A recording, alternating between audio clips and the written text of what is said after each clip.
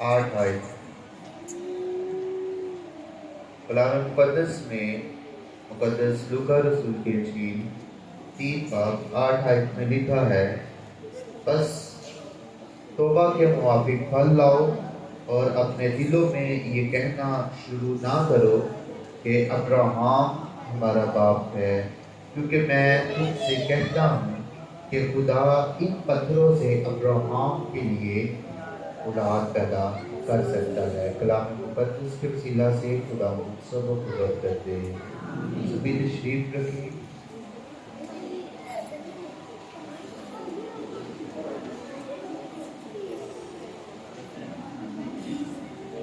میں شکر گزار ہوں خدا باپ کی ذات کا، جس نے آج 2024 کے پہلے اتوار میں ہم سبھی کو اکٹھا کیا کہ ہم سبھی پرستش کر کے، دعائیں کر کے اور کلام مقدس کو سن کے اپنی زندگیوں کو بہتر کر سکیں۔ ہاللیلویا۔ تو میں رات کو سوچ رہا تھا کہ صبح چرچ ہے اور 2024 کا فرسٹ اتوار ہے، وہی گیت ہوں گے جو 2023 میں گائے گے، وہی دعائیں ہوں گی جو 2023 میں کی گئی، اور وہی کلام ہوگا جو 2023 میں ہم نے سنا یا ہم نے دوسروں کو سنایا یا ہم نے پڑھا۔ لیکن کلام مقدس ہزاروں سالوں سے وہی ہے، ایک ہی کتاب ہے، اور اسی کتاب کو ہم جس روز بھی پڑھتے ہیں، جس نئے سال میں پڑھتے ہیں، جس نئے مہینے میں پڑھتے ہیں، یہ کلام نیا ہوتا ہے۔ ہاللیلویا، ہاللیلویا۔ اور یہ کتاب پرانی ہے، بائبل مقدس ہزاروں سال پرانی کتاب ہے، لیکن جب بھی اس کو پڑھا گیا ہے، اس میں سے کچھ نہ کچھ نیا سیکھنے کو ملا ہے۔ اس کے لیے خدا باپ کے ہم شکر گزار ہیں کہ جو ہمارے ہاتھوں میں لکھت ہے، یہ زندہ پاک کلام ہے۔ آپ کسی کتاب کو ایک بار پڑھیں، دوسری بار شاید آپ اتنے اچھے طریقے سے نہیں پڑھتے۔ جو لوگ اسکول یا کالجز کے اسٹوڈنٹ ہیں یا یونیورسٹی میں جاتے ہیں، ان کو اس بات کا بخوبی اندازہ ہے، جب کسی کتاب کو ایک بار پڑھ لیا جائے تو اس کے بعد دوبارہ جب اس کو پڑھتے ہیں تو اس پہ ایک سرسری سی نظر ڈالی جاتی ہے۔ لیکن یہ کتاب بائبل مقدس ایک ایسی کتاب ہے، جب بھی اس کو پڑھا جاتا ہے اس میں سے کچھ نہ کچھ ہمیں نیا ملتا ہے۔ پریز لارڈ۔ اور گیت بھی ہم وہی گاتے ہیں، شاید آج کچھ نئے گیت ایڈ کیے گئے ہوں، لیکن گیتوں میں بھی ایک ایسا مسئلہ ہوتا ہے، ایک ایسی قوت ہوتی ہے، وہ ہم روز گاتے رہیں، ہمیں پاک روح کی قوت ملتی رہتی ہے۔ ہاللیلویا۔ تو اس لیے 2024 میں بھی شکر گزار ہیں خدا، کیونکہ جو بھی میسیج ہمارے لیے ہوں گے، جو بھی کلام ہمارے لیے ہوگا، وہ زندگی بخش اور روحانی ترقی کے لیے اچھا ہوگا۔ کون کون کلام کو سیکھنے کے لیے تیار ہے؟ سبھی سیکھنے کے لیے تیار ہیں۔ آج جب کہ آپ سبھی کو پتہ ہے شاعر بانی کی عبادت ہے، تو اسی حوالہ سے خدا نے میسیج دیا جو میں آپ تک پہنچاؤں گا۔ آپ یہ سب آگے آ جائیں۔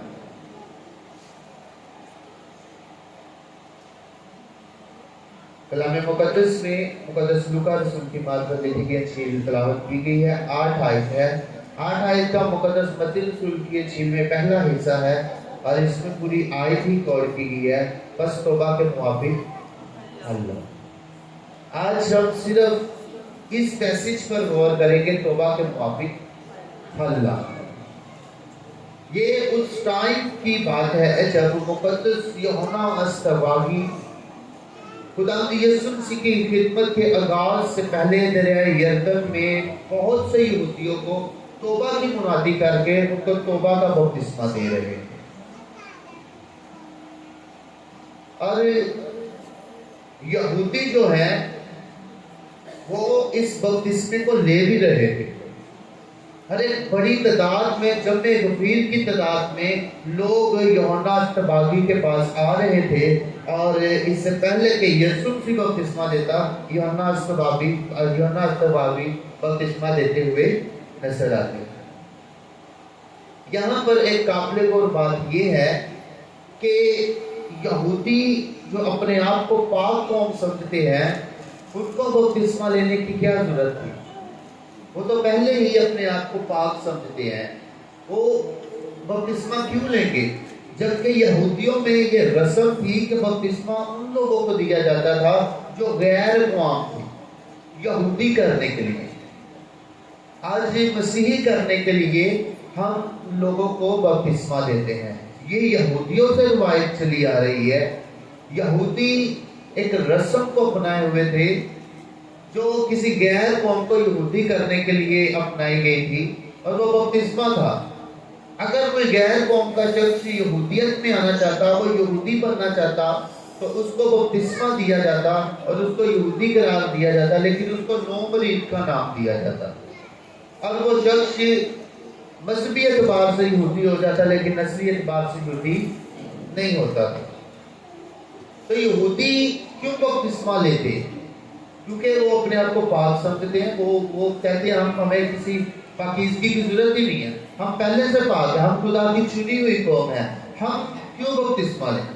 لیکن یوحنا اصطباغی کی تعلیم کو سن کے، یوحنا اصطباغی کے کلام کو سن کے بہت سے یہودی لکھا ہے بپتسمہ لینے کے لیے یوحنا کے پاس آ رہے تھے، تیرے یردن کے پاس آ رہے تھے اور یوحنا اصطباغی کو بپتسمہ دے رہے تھے۔ اصل میں یوحنا اصطباغی کے کلام میں ایک ایسی تاثیر تھی، ایک ایسی قوت تھی جو وہاں کے یہودیوں کو، وہاں کے لوگوں کو اس بات پر قائل کر رہی تھی کہ کہیں نہ کہیں آپ لوگ گناہگار ضرور ہیں، کہیں نہ کہیں آپ نے گناہ ضرور کیا ہے، اس لیے آپ کو گناہوں سے توبہ کرنے کی ضرورت ہے اور گناہوں کا بپتسمہ لینے کی ضرورت ہے۔ یہ خداوند کی طرف سے یوحنا اصطباغی آئے جس میں ایلیا کی روح تھی، ایلیا کی روح جیسی قوت تھی، اور انہوں نے بہت سے یہودیوں کو بپتسمہ دیا، کس کا؟ توبہ کا بپتسمہ۔ اس لیے خداوند کے پتہ کے کلام کے وسیلہ سے بہت سے لوگوں نے توبہ کرنا شروع کر دی۔ آج جو لیڈر ہیں، جو پاسٹر حضرات ہیں، مبشر ہیں، آپ جو کلام سنانے والے ہیں، لوگوں کو قائل کرنے والے ہیں، اگر لوگ آپ سے قائل نہیں ہوتے تو سمجھ لیں کہ آپ کے کلام میں تاثیر نہیں ہے، آپ کی باتوں میں تاثیر نہیں ہے۔ اگر آپ مسیحی ہیں، ایماندار ہیں، تو لوگ آپ کی باتوں سے، آپ کے کلام سے قائل ہو جانے چاہیے اور وہ توبہ تک آ جانے چاہیے۔ سمجھ آ رہی سر؟ سمجھ آ رہی ہے آپ سبھی کو؟ اگر آپ ایماندار ہیں تو آپ کی باتوں سے، آپ کے کام سے، آپ کی پرسنالٹی سے لوگ کیا ہو جائیں میری بہن؟ قائل ہو جائیں اور لوگ توبہ تک آ جائیں۔ یہ یوحنا اصطباغی میں پہلی کوالٹی جو میں نے دیکھی، اور لوگوں نے بپتسمہ لینا شروع کر دیا، حالانکہ وہ اپنے آپ کو پاک مانتے ہیں، حالانکہ وہ کہتے ہیں ہمیں کوئی پاکیزگی کے سیکرامنٹ کی ضرورت نہیں ہے، یہوہ نے ہمیں چنا ہے، ہم پاک قوم ہیں، اور ہم کسی بھی ایسے سیکرامنٹ کو نہیں مانتے جو دوبارہ سے ہمیں پاک کرے۔ لیکن اس کلام کے وسیلہ سے، اس شخصیت کے وسیلہ سے لوگوں نے توبہ کی۔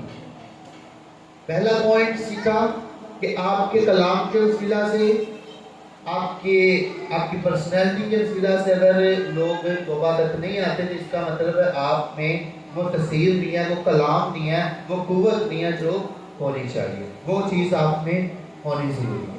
اور لکھا ہے کہ یہودیوں نے کہیں نہ کہیں اپنے آپ کو غلط سمجھا اور انہوں نے بپتسمہ لینا شروع کر دیا۔ ہمیں بھی جب کلام سنایا جاتا ہے تو ہم سمجھتے ہیں کہ نہیں، میں بالکل ٹھیک ہوں، مجھے بپتسمہ لینے کی ضرورت نہیں ہے، مجھے توبہ کی ضرورت نہیں ہے، میں بالکل ٹھیک ہوں، مجھ میں کوئی ایسا فیل نہیں ہے۔ آپ کبھی بھی توبہ کے قریب نہیں آتے۔ بہت سے ایسے بہن بھائی ہیں جن کو کلام سنا جاتا ہے توبہ کے اوپر، گناہوں کی معافی کے اوپر کلام سنا جاتا ہے، اور وہ اس کو انسنا کر کے چلے جاتے ہیں۔ وہ کہتے ہیں کہ مجھے توبہ کی ضرورت نہیں ہے کیونکہ میں پاک ہوں، میرے یسوع نے میرے لیے خون بہایا، میرے یسوع نے میرے گناہوں کی معافی کروائی ہے، میں بالکل پاک ہوں۔ ان کا یہ کنسیپٹ غلط ہے۔ جب آپ کو محسوس ہو کہ آپ کو توبہ کرنی چاہیے تو اسی ٹائم فوراً توبہ کریں، کیونکہ خدا ان کا پاک ہوا آپ نے کام کرنا ہے۔ یوحنا اصطباغی کے پاس दो फिरके आए यहूदियों के, एक सदूकियों का और एक फरीसियों का। इसी दौरान जब यूहन्ना इस्तबागी बपतिस्मा दे रहे हैं तो सामने से दरिया यरदन के पास दो यहूदियों के खास फिरके जो हैं फरीसी और सदूकी चल के आ रहे, और ये यहूदियों के मजहबी लीडर थे, ये यहूदियों के मजहब के ठेकेदार थे। इन्होंने मजहब के अंदर से बहुत सी ऐसी चीजें माइनस और प्लस करते थे ये, जो कि खुदा या यही कर सकते। ये इनके रहनुमा थे और इनको भी कहीं ना कहीं लगा कि हमें तौबा करनी चाहिए, और ये चल के यूहन्ना इस्तबागी के पास आते हैं और यूहन्ना इस्तबागी इनको कहते हैं, ऐ शाम के बच्चों, तुमको किसने बता दिया कि आने वाले गजब से भागो। ये सदूकियों और फरीसियों से कलाम हुआ और लिखा है, आने वाले गजब से भागो, बस तौबा के मुआफिक फल लाओ और अपने दिलों में ये कहना शुरू ना करो कि हम अब्राहम की औलाद। बेसिकली सदूकी और फरीसियों को ही यूहन्ना इस्तबागी ने क्यों कहा कि तौबा के मुआफिक क्या करो, फल लाओ। सदूकी और फरीसी जो थे उनको यीशु मसीह ने भी बहुत मरतबा डांटा और बहुत मरतबा तनकीद का निशाना बनाया, और शागिर्दों को भी बहुत सी मिसालें देकर समझाया कि तुम सदूकियों और फरीसियों के खमीर जैसे ना होना, उनके खमीर से बचो।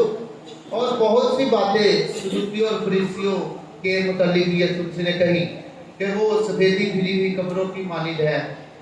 इस तरह के अलकाब जो है उनको दिए गए। सदूकी और फरीसी अपने आप को पाक समझते और ये मजहब के लीडर थे, जैसे आज पास्टर हैं, बिशप हैं, एल्डर हैं, फादर हैं, पॉप साहब हैं, ये जितने भी लीडर हैं वो भी इसी तरह का लीडर थे। और सदूकियों में से एक बड़ी तादाद में जो लोग थे वो काहिन थे, और फरीसियों में भी बड़ी तादाद में लोग काहिन थे, और ये पाक फैमिलियां थी और ये पाक लोग समझे जाते थे। लेकिन यूहन्ना इस्तबागी कहता है, बस तुम क्या करो, तौबा के मुआफिक फल लाओ। तुम्हें तौबा की जरूरत है, तौबा के मुआफिक तुम लोग क्या करो, फल लाओ। मैंने कहा इस आयत पर फोकस करेंगे, तौबा के मुआफिक फल लाओ। ये लोग वो ऊपर से खुदा के काम को मानते थे, लेकिन अंदर से, या यूं कहूंगा कि बहुत सी चीजें छोड़ जाते थे जिनको मानना इन पर फर्ज था। तो यूहन्ना इस्तबागी ने कहा कि तुम्हें तौबा की जरूरत नहीं है, तौबा की जरूरत तुम्हें नहीं है, तुम्हें फ्रूट लाने की जरूरत है, तुम्हें फल लाने की जरूरत है, तौबा के मुआफिक। अब सुने, हमारी जिंदगियों में बहुत मर्तबा ऐसा होता है कि हम तौबा कर लेते हैं और तौबा के मुआफिक फल नहीं लेते हैं, तौबा के मुआफिक फल नहीं लेके आते। तौबा तो हो जाती है, चंद आंसू बहा के और थोड़ा सा पछतावा करके और घुटने खुदा के हुजूर झुका के हम तौबा तो कर लेते हैं, हम बपतिस्मा तो पा लेते हैं, लेकिन हमें वो फ्रूट नजर नहीं आता, तौबा के मुआफिक फल नजर नहीं आता। यही उन लोगों के अंदर था। वो समझते थे कि हम ठीक हैं, लेकिन उनके अंदर फ्रूट कोई नहीं था, उनके अंदर फल नहीं था नजर आता। बार बार तौबा करने से कुछ नहीं होता अगर आपके अंदर फ्रूट ही नजर नहीं आ रहा। जिन चीजों से आपने, मेरी बहन, तौबा की है उनको छोड़ने की जरूरत है। ये है फल। समझ आ रही मेरी बात? जिस गुनाह से, जिन बुराइयों से आपने तौबा की है, तो उनको क्या करने की जरूरत है? छोड़ने की जरूरत है। ये तौबा का मुआफिक फल है। इसको समझे, इस आयत को लिखा है, बस तौबा के मुआफिक फल लाओ। ये मत कहते नहीं कि मैंने तौबा कर ली है, बस ठीक है, और दोबारा उसी दलदल में चले जाएं। ऐसा नहीं है। कलाम पाक हमें बताता है कि हमें तौबा के मुआफिक फल भी लाना है। अगर हमने तौबा कर ली है तो फिर हमें आगे बढ़ने की जरूरत है, हमें काम करने की जरूरत है, ना कि हम तौबा करें और 1-1.5 माह के बाद उसी बुराई में, उसी दलदल में दोबारा चले जाएं जिनसे हमने तौबा की है। आपके ऊपर बीमारी आती है, अगर वो काम छोड़ने से, डोंट वरी, आपको कोई मसला होता है, कोई परेशानी नहीं है, कोई भी आपको नुकसान हो रहा है, वो काम छोड़ने से जिससे खुदा के हुजूर आपने तौबा की है, तो प्लीज उसको छोड़ दें। वो इब्लीस की तरफ से आपके ऊपर काम हो रहा है ताकि आप दोबारा उस दलदल में चले जाएं। اس لیے توبہ کے موافق پھل لائیں۔ آج کا میسج توبہ کے موافق پھل لائیں۔ اگر آپ نے توبہ کی ہے تو آپ کا پھل نہیں نظر آ رہا تو یہ کلام کے خلاف ہے۔ اگر پھل نہیں نظر آ رہا تو سمجھ لیں کہ آپ ایسا درخت ہیں جس پر یسوع مسیح نے لعنت کی۔ یسوع مسیح ایک دن ایک انجیر کے درخت کے پاس جاتے ہیں اور اس میں پھل نہیں پاتے تو لکھا ہے یسوع مسیح نے اس پر لعنت کی۔ یسوع مسیح نے کہا جا آئندہ تجھ پر پھل نہ لگے، اور لکھا ہے کہ جب شاگردوں نے اس درخت کو دیکھا تو وہ سوکھ گیا۔ آپ بھی اگر آپ میں سے بھی ایسی شخصیت ہے جس نے توبہ کی ہے اور توبہ کے موافق پھل نہیں آپ لا رہے، آپ کا فروٹ نظر نہیں آ رہا خدا کو، آپ کی کارکردگی خدا کو نظر نہیں آ رہی، تو سمجھ لیں کہ آپ بھی ایک دن سوکھ جائیں گے۔ ویسے ہی جیسے باغ عدن سے خدا نے ایک خطاب کیا اور باغ عدن میں خدا نے آدم اور حوا سے کہا، باغ عدن میں خدا نے آدم اور حوا سے کہا کہ جس دن تم نے یہ پھل کھایا تم مر جاؤ گے، لیکن وہ نہیں مرے۔ یسوع خدا نے ان کو باغ عدن سے نکال دیا، یہی ان کے لیے مرنے کے برابر تھا۔ روحانی طور پر وہ خدا سے کٹ گئے۔ اسی طرح اگر آپ کا فروٹ نظر نہیں آتا، توبہ کے بعد آپ توبہ کے موافق پھل نہیں لے کے آتے، تو پھر سمجھ لیں کہ جیسے باغ عدن سے باہر نکالنے کے بعد بزرگ آدم اور اما حوا روحانی طور پر مر کے خدا سے جدا ہو گئے، اسی طرح ہم بھی خدا سے جدا ہو جاتے ہیں، ہمارا رشتہ کٹ جاتا ہے اور ہم اس درخت کی طرح سوکھ جاتے ہیں۔ روحانی طور پہ وہ دنیاوی طور پہ ہماری بڑی بڑی ہیلتھی نظر آتی ہے، ہم بڑے خوبصورت نظر آتے ہیں، لیکن روحانی طور پہ ہم بیکار ہو جاتے ہیں، ہم ختم ہو جاتے ہیں، ہم سوکھ جاتے ہیں۔ اس لیے اگر آپ نے کسی ایسی گناہ سے توبہ کی ہے اور آپ کو اگر آپ اس گناہ میں دوبارہ جا رہے ہیں، یا اس سال میں گناہ آپ کو بلاتا ہے یا آپ کو کال کرتا ہے یا آپ کو اپنی طرف راغب کر رہا ہے، تو پلیز اس گناہ کو چھوڑیں، کیونکہ آپ کا جو فروٹ ہے وہ یہ ہے کہ آپ توبہ کے موافق پھل لے کریں۔ اور توبہ کے موافق پھل یہ ہے کہ آپ ان چیزوں کو چھوڑیں جن سے آپ نے توبہ کی ہے۔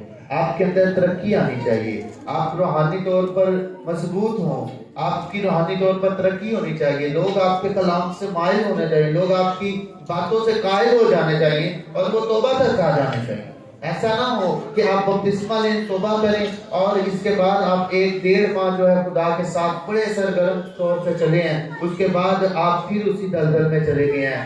ایسے لوگ جو ہیں وہ روحانی طور پر سوکھ جاتے ہیں، سڑ جاتے ہیں، اور خدا کی نظروں میں ان کا رابطہ جو تھا وہ کٹ آف ہوا۔ اگر آپ چاہتے ہیں کہ ہم اسپرچول طور پر بلیسڈ رہیں اور ہمارا خدا کے ساتھ روحانی ریلیشن شپ رہے، بحال رہے، تو پھر آپ کو توبہ کے موافق پھل لانے کی بھی ضرورت ہے۔ ان چیزوں کے اوپر کام کرنے کی ضرورت ہے جن کو خدا پسند نہیں کرتا، جن کو شاید آپ کا ضمیر بھی پسند نہیں کرتا، لیکن آپ جانے انجانوں میں مجبوراً اس کو کر رہے ہیں، اس کو چھوڑنے کی ضرورت ہے۔ تبھی خداوند آپ کو اور فروٹ دے گا اور آپ کو بلیس کرے گا، آپ کی روحانی زندگی بھی نکھر جائے گی اور دنیاوی زندگی بھی آپ کی خوبصورت ہو جائے گی۔ ایک آیت کلام مقدس یوحنا رسول کی انجیل 15 باب 2 آیت میں لکھا ہے، جو ڈالی مجھ میں ہے اور پھل نہیں لاتی اسے وہ کاٹ ڈالتا ہے۔ یہ بھی اسی حوالے سے ریلیٹڈ ہے۔ جو ڈالی مجھ میں ہے اور پھل نہیں لاتی اس کو وہ کیا کرتا ہے؟ یہ وہ لوگ ہیں جو چرچ بھی آتے ہیں، جو دعائیں بھی کرتے ہیں، جو کلام بھی پڑھتے ہیں، جو سیمینارز بھی اٹینڈ کرتے ہیں، بہت سی وہ ورکشاپ بھی اٹینڈ کرتے ہیں ببلیکل، لیکن ان کے اندر فروٹ نہیں ہوتا، ان کے اندر فروٹ نظر نہیں آتا۔ خدا کہتا ہے جو مجھ میں ہے اگر وہ فروٹ نہیں لا رہی تو میں کیا کرتا ہوں؟ اس کو کاٹ ڈالتا ہوں۔ یہ خدا کا رول ہے، یہ لا ہے، خدا کا قانون ہے کہ اگر مجھ میں ہوں تو پھل لاؤ، نہیں تو میں تمہیں کیا کروں گا؟ کاٹ ڈالوں گا۔ جو ڈالی کاٹ دی جاتی ہے اس کو کہاں پر پھینک دیا جاتا ہے؟ آگ میں پھینک۔ اور جو پھل لاتی ہے اسے چھانٹتا ہے ताकि ज्यादा फल लाए। जो डाली सदा फल लाती है उसको वो छांटता है, प्यार खुदा जिसे करता है उसको वो डांटता है। इसलिए आपको ज्यादा फल लाने की जरूरत है। 2024 में आपको चाहिए उन तमाम चीजों पर काम करें जो खुदा के खिलाफ है, जो कलाम के खिलाफ है, जो आपको डिस्टर्ब करती है, जो आपको नुकसान पहुंचा रही है, रूहानी तौर पे खुदा से आपका राब्ता कट करनी है। उन चीजों को छोड़े और तौबा जिस काम से की उसके मुवाफिक फल लेके आए। जितना बड़ा गुनाह था उसके मुताबिक उतनी ज्यादा आप फ्रूटफुल होने चाहिए, आपके अंदर तौबा के मुवाफिक फल नजर आना चाहिए। अगर ऐसा नहीं होता तो आप क्या किए जाएंगे? काट डाले जाएंगे। और अगर काटे गए खुदा के हुजूर से तो फिर मेरे ख्याल से हमें आग में फेंक दिया जाएगा। और वो आग लास्ट पे जब क़यामत होगी तब हमें पता चलेगा कि अच्छा ये आग थी, इस आग में हमें फेंका जाना है। बहुत से लोग हैं जो बच जाएंगे, बहुत से लोग हैं जो तौबा के बाद भी उन्हीं बुराइयों में, उन्हीं गुनाहों में पड़े हुए, उन्हीं कामों में पड़े हुए हैं, वो नहीं बचेंगे बल्कि उनको आग और गंधक की झील में फेंक दिया जाएगा। आमीन। खुदा आपको आज कलाम की